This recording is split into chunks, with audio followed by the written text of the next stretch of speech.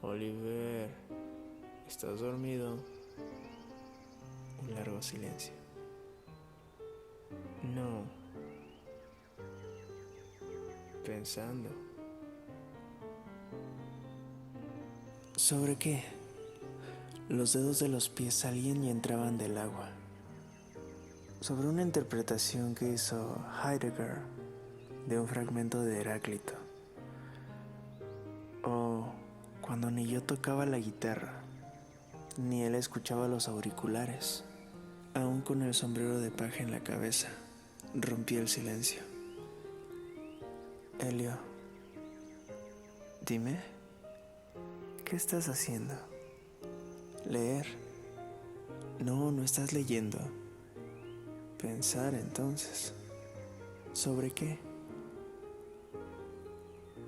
Me moría por decírselo. Es privado, le respondía. Así que no me lo vas a decir. Así que no te lo voy a decir. Así que no me lo va a decir, refrendaba pensativamente, como si le estuviera explicando a alguien algo sobre mí. Cómo me gustaba la manera en la que remachaba lo que yo acababa de repetirle. Me hacía pensar en una caricia o en un gesto que es totalmente accidental al principio, pero que se vuelve intencionado la segunda vez y aún más la tercera. Me recordaba la forma en la que Mafalda me hacía la cama cada mañana, primero doblando la sábana de arriba sobre la manta, luego volviéndola a doblar para cubrir la almohada que estaba encima de la manta, y una última cuando volví a doblarlo todo hasta la colcha, una y otra vez, hasta que me di cuenta de que, arropados entre todos esos dobleces, había recuerdos de algo al mismo tiempo piadoso e indulgente, como el beneplácito de un instante de pasión. El silencio de aquellas tardes era siempre discreto y liviano. No te lo voy a decir, le decía. Entonces me vuelvo a dormir, expresaba él. Me iba el corazón al 100. Debía de sospecharlo. Silencio profundo de nuevo. Momentos después, esto es el cielo. Y no volví a oírle pronunciar otra palabra en al menos una hora. No había nada que me gustase más que estar sentado en mi mesa escudriñando mis transcripciones, mientras él estaba tumbado boca abajo, haciendo marcas en las hojas que le recogía cada mañana a la señora Milani, su traductora en B. Escucha esto, decía de vez en cuando mientras se quitaba los auriculares, rompiendo con ello el silencio opresivo de aquellas mañanas estivales largas y sofocantes. Escucha esta chorrada. Y se ponía a leer en alto algo que no podía creer que hubiese escrito unos meses antes. ¿Tiene algo de sentido para ti? Porque para mí no. Quizá lo tenía cuando lo escribiste, le dije yo. Recapacité un rato. Quizá midiendo mis palabras. Eso es lo más tierno que me ha dicho nadie en los últimos meses, dijo de una forma muy honesta, como si le hubiese sobrevenido una revelación repentina y estuviese otorgando a lo que dije un significado mayor del que yo quise implicar. Me sentí enfermo de forma súbita, aparté la mirada y finalmente pude murmurar lo primero que se me pasó por la cabeza. ¿Tierno?, pregunté. Sí, tierno. No entendía qué tenía que ver la ternura con eso. O quizá no veía con total claridad hacia dónde se dirigía con todo esto. Y preferí dejar pasar el tema. De nuevo silencio. Hasta la siguiente vez que abriese la boca. Me encantaba cuando rompía el silencio que existía entre ambos para decir algo. lo que fuese, o para preguntarme qué opinaba sobre X, o si había oído hablar de Y. Nadie en la casa me preguntaba jamás mi opinión sobre las cosas. Si aún no se había dado cuenta de por qué, se la daría muy pronto. Era tan solo una cuestión de tiempo, hasta que él cayese en la misma cuenta que el resto de que yo era el bebé de la familia. Y así, con todo, allí estaba en su tercera semana con nosotros, preguntándome si alguna vez había oído hablar sobre Athanasius Kircher, Giuseppe Belli o Paul Celan. Sí, había oído hablar de ellos. Yo soy casi una década mayor que tú, y hasta hace tan solo unos pocos días no sabía de la existencia de ninguno de ellos. No lo entiendo. ¿Qué es lo que no entiendes? Papá es profesor universitario. Crecí sin televisión. ¿Ahora lo entiendes? ¿Por qué no te vuelves a poner con tus ruiditos?, dijo mientras hacía como si estuviese arrugando la toalla y tirándomela a la cara. Me gustaba incluso la manera en la que me regañaba. Cierto día, mientras movía mi cuaderno encima de la mesa, tiré accidentalmente un vaso. Se cayó al suelo, no se rompió. Oliver, que estaba cerca, se levantó, lo cogió y lo colocó, no solo encima de la mesa, sino junto a mis papeles. No sabía dónde buscar palabras de agradecimiento. No tenías por qué, proferí finalmente. Dejó pasar el suficiente tiempo para que yo registrase que su respuesta no iba a ser fortuita o despreocupada. Quería hacerlo, pensé yo. Quería hacerlo, me lo imaginé repitiendo amante y complacientemente. Efusivo, como solía estar justo antes de que yo sobreviniese el mal humor. Para mí, aquellas tardes que pasábamos alrededor de la mesa de madera del jardín con el enorme parasol sombreando de forma imperfecta mis papeles, con el repiqueteo de los hielos de la limonada, el sonido no muy lejano de las olas besando las enormes rocas y de fondo, proveniente de alguna de las casas vecinas, una emisora de grandes éxitos repentinos, una y otra vez, de forma entrecortada y velada. Todas estas cosas quedaron enmarcadas para siempre en aquellas mañanas en las que lo único que deseaba era que el tiempo se detuviese, que el verano no terminase jamás, que él nunca se alejase, que la música repetida una y otra vez siguiese para siempre. Pido muy poca cosa y juro que no exigiré nada más en la vida. ¿Qué es lo que quería y por qué no podía saber lo que ambicionaba, incluso cuando estaba ya lo suficientemente preparado para ser tan brutal con mis confesiones? Quizá lo menos que esperaba que me dijese fuera que no había nada malo respecto a mí, que no era menos humano que cualquier otro jovencito de mi edad. Me hubiese quedado satisfecho y no hubiese pedido nada más si él se hubiese agachado y recogido la dignidad que había arrojado a sus pies con tan poco esfuerzo. Yo era Glauco y él era Diomedes. En nombre de algún oscuro pacto entre hombres, nos intercambiamos las armaduras, la mía de oro por la suya de bronce. Un cambio justo. Ninguno de los dos regateó ni mencionó nada de baratijas ni de extravagancias. La palabra amistad me vino a la cabeza, pero la amistad, como la define todo el mundo, me era ajena, algo improductivo que no me aportaba en absoluto. En cambio, lo que yo había querido desde el momento en que se bajó del taxi hasta que nos despedimos en Roma era lo que los humanos suplicamos a los demás, lo que hace que la vida sea vivible. Tendría que salir de él primero, después posiblemente de mí. Existe una ley en algún lugar que que dice que cuando una persona está totalmente enamorada de otra, es inevitable que la otra lo esté también. El amor no exime de amar a quien es amado. Palabras de Francesca en el infierno. Solo tienes que aguardar y tener esperanza. Yo la tenía, aunque quizá esto fuese lo que he querido todo el tiempo, esperar para siempre. Mientras estaba allí sentado, trabajando en mis transcripciones en la mesa redonda por la mañana, lo que hubiese aceptado finalmente no era su amistad, ni cualquier cosa. Tan solo levantar la cabeza y verle.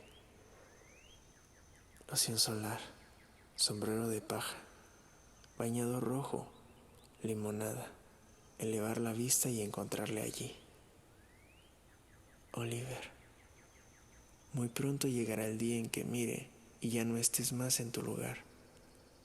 A última hora de la mañana, los amigos y vecinos de las casas adyacentes normalmente se dejaban caer por aquí. Todo el mundo se reunía en nuestro jardín y luego todos juntos nos dirigíamos a la playa cercana.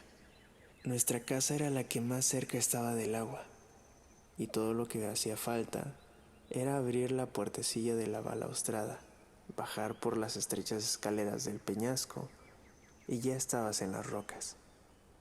Chiara, una de las chicas que hace tan solo 3 años era más baja que yo y que el verano pasado no me dejaba ni a sol ni a sombra, se había convertido en una mujer que dominaba el arte de no saludarme siempre que nos cruzábamos. En cierta ocasión, ella y su hermana menor llegaron con el resto, recogieron la camiseta de Oliver de la hierba y se la lanzaron. Ya vale, vamos a la playa. Y tú te vienes con nosotras, dijeron. Él estaba deseando complacerlas. Dejad que recoja todos estos papeles, o de lo contrario, su padre, y mientras sus manos reorganizaban los papeles, usó la barbilla para señalarme. Me despellejará vivo. Hablando de piel, acércate un poco, dijo ella, con la punta de los dedos. Suave y lentamente intentó arrancar un pellejo que se le estaba desprendiendo de sus hombros bronceados, que habían adquirido el mismo matiz dorado que un campo de trigo a finales de junio. ¿Cómo deseaba yo poder hacer eso? Dile a su padre que fui yo quien arrugó los papeles. A ver qué dice entonces.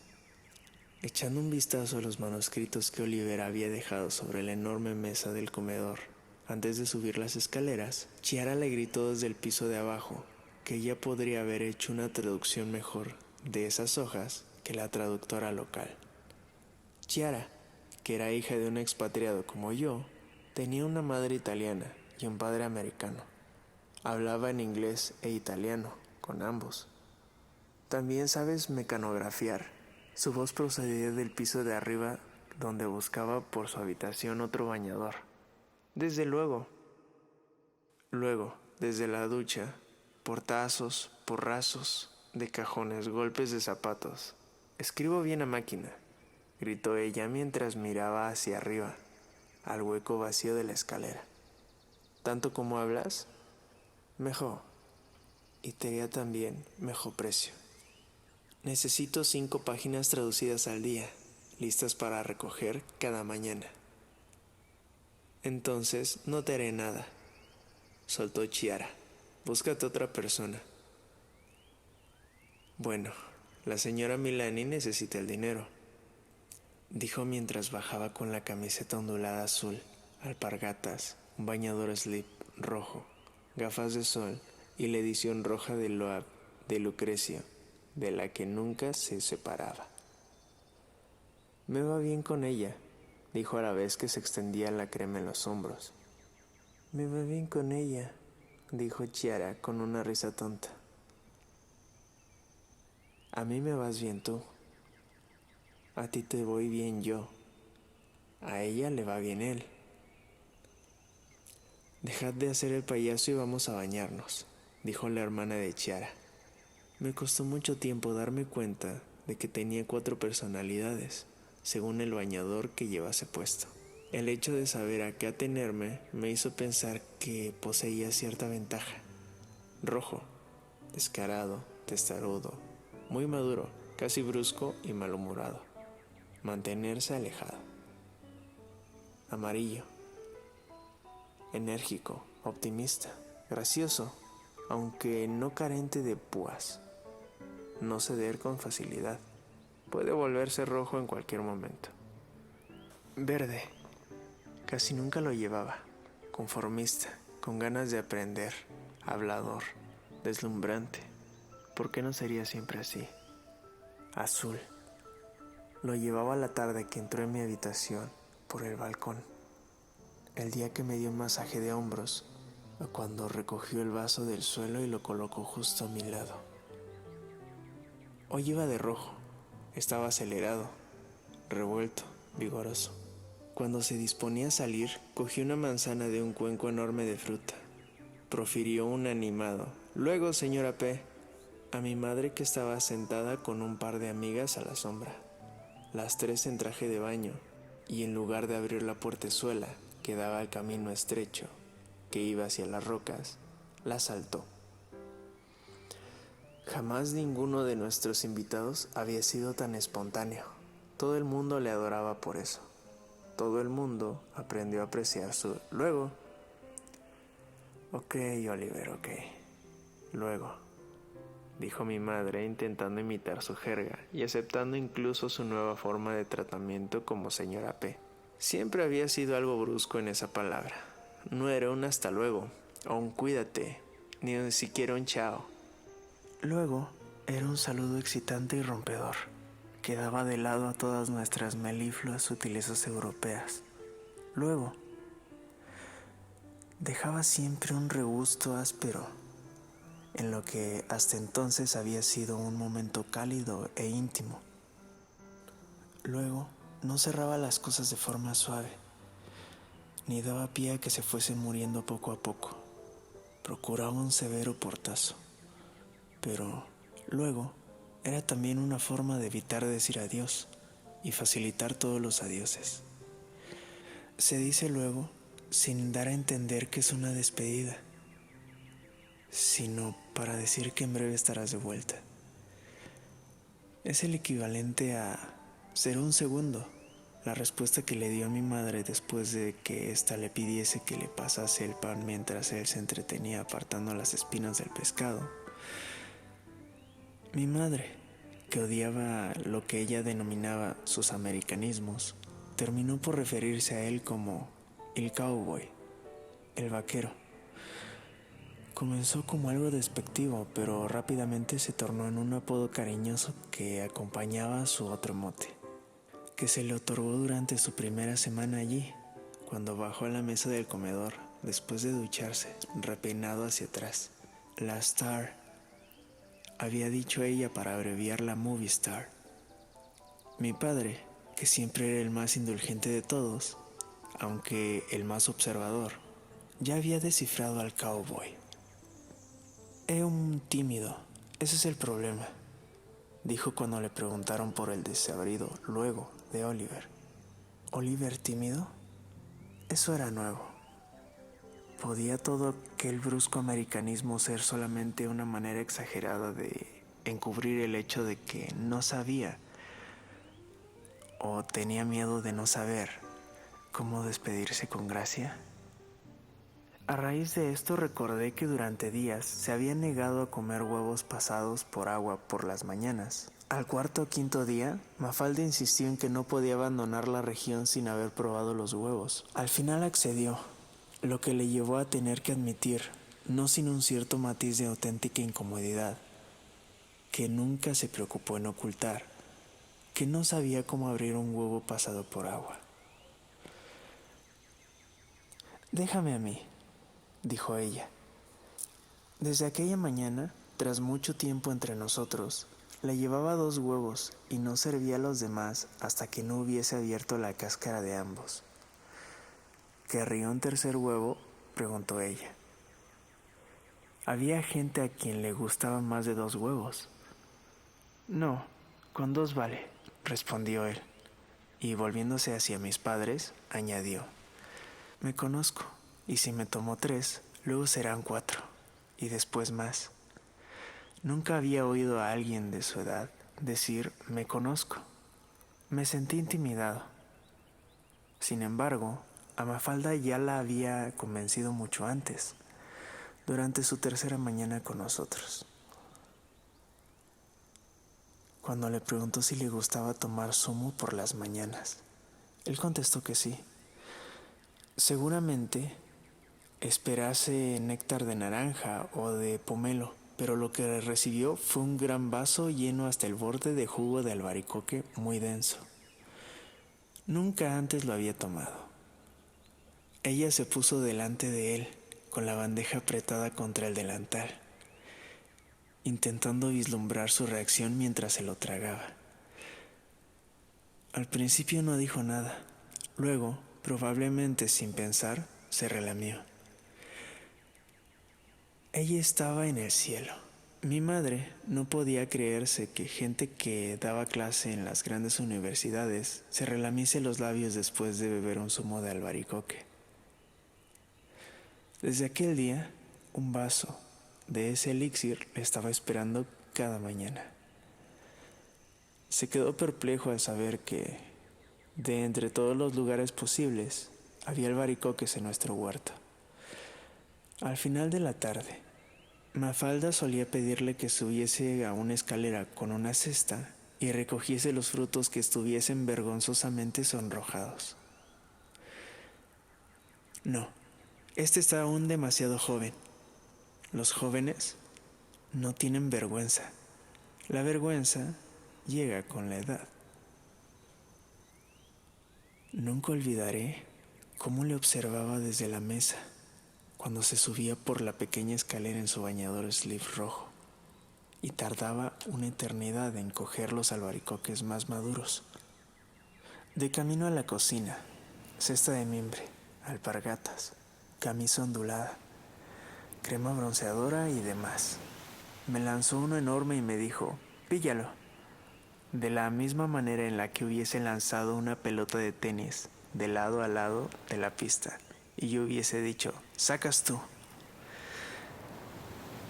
Por supuesto que él no tenía ni idea de lo que estaba pensando unos minutos antes. Pero los firmes y redondeados carrillos del albaricoque, con el hoyuelo en el medio, me recordaron cómo su cuerpo se había estirado de una rama a otra, con el culo prieto y redondeado, recordando el color y la forma de la fruta. Tocar el albaricoque era como tocarlo a él. Él nunca lo sabría. Al igual que la gente a la que compramos el periódico cada día y con la que fantaseamos toda la tarde, no tienen idea de que un rasgo peculiar de su cara o del bronceado de sus hombros expuestos nos aportaran infinitos momentos de placer cuando estemos solos. Píllalo. Al igual que luego, posee una calidad directa y poco ceremoniosa que me recuerda a lo retorcidos y misteriosos que son mis deseos comparados con la espontaneidad sociable de todo lo que le rodea. Nunca se le hubiese ocurrido que, al poner el albaricoque en la palma de mi mano, me estuviese obsequiando su culo para que lo agarrase, o que, al morder la fruta, también estaba mordiendo esa parte de su cuerpo que debe de ser la más fina y más bella que el resto, pues nunca se dora al sol y además está cerca. Si es que llegase a atreverme a morder tanto de su rabito. De hecho, él sabía más sobre los albaricoques que nosotros. Injertos, etimología, orígenes, aventuras en el Mediterráneo y sus alrededores. Aquella mañana en la mesa de desayuno, Mi padre nos explicó que el nombre de la fruta provenía del árabe, pues la palabra en italiano, albicocca, apricot en francés, apricot en alemán, e igual que las palabras álgebra, alquimia y alcohol, derivaban de un sustantivo arábico combinado con el artículo al delante. El origen de albicocca era albircook. Mi padre, que no podía resistirse a no dejarlo todo lo suficientemente claro, necesitaba respaldar toda la actuación con un pequeño estímulo de reciente cosecha, por lo que añadió que lo realmente asombroso era que, en la actualidad, en Israel y en muchos países árabes, se refieren a esa fruta con un nombre completamente distinto: mishmish. Mi madre estaba perpleja. Todos, incluidos mis dos primos, que estaban de visita aquella semana, sentimos el impulso de aplaudir. Sin embargo, en lo que respecta a las etimologías, Oliver resintió tener que discernir. Ah, fue la reacción sobresaltada de mi padre. En realidad, el término no es exactamente árabe, dijo. ¿Y eso? Era obvio que mi padre estaba imitando la ironía y la mayéutica socrática, que empezarían con un así que no, dejando después que el interlocutor se introdujera en turbulentas arenas movedizas. Es una larga historia, así que no te despistes, pro. De repente Oliver se había puesto serio. Muchas palabras latinas derivan del griego. En el caso del albaricoque, sin embargo, es a la inversa. El griego bebe del latín.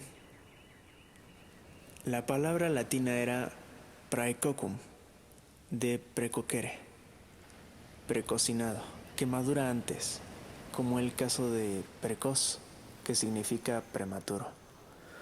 Los bizantinos tomaron prestado preocux, que se convirtió en precoquia o bericoqui, y es así como finalmente los árabes debieron de heredar el albirkuk. Mi madre no pudo resistir su hechizo. Se acercó a él, desaliñó su pelo y dijo: Che movie star. Tiene razón, no hay por qué negarlo, dijo mi padre sin aliento, como si estuviese actuando igual que un acobardado Galileo que tuviese que murmurarse la verdad a sí mismo.